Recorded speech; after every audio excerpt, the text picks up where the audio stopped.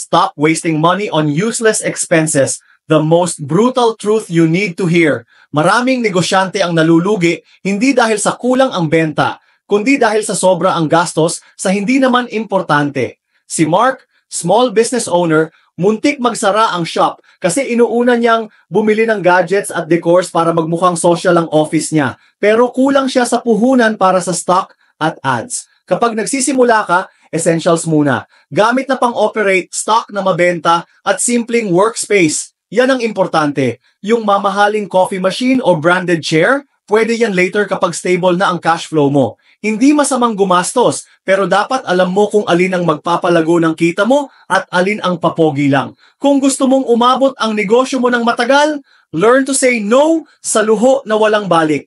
Kaya mo to, boss? Share mo ang thoughts mo sa comments. Anong luho ang kaya mong i-give up para sa negosyo?